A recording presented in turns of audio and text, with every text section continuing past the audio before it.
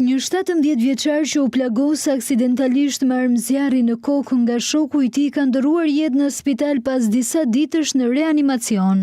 Ngjarja e rënë ndodhi mëngjesin e 24 majit në Tiranë në banesën e 19 vjeçarit. Autori deklaroi se kishte menduar se arma nuk ishte fishek në folej dhe shkrepi aksidentalisht duke plagosur rënd 17 vjeçarin. Pas ngjarjes i mituri u transportua në spital dhe qëndroi për disa ditë në reanimacion në gjendje të rëndë, por nuk mundi të mbijetonte plagëve të marra duke ndëruar jetë këtë të njëjtë.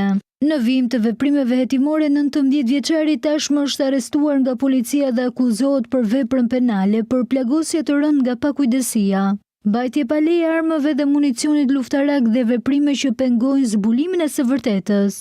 Gjithashtu në pranga janë vënë edhe dy shok të adoleshentit 20 dhe 22 vjeç të dyshuar për veprën penale, veprime që pengojnë zbulimin e së vërtetës. Veprimet vijojnë për zbardhjen e plotë rrethanave të ngjarjes së rëndë, ndërsa materialet janë referuar prokurisë për veprime të mëtejshme. E vogloshët e një shkolle fillore në Firizaj bën një veprim fisnik.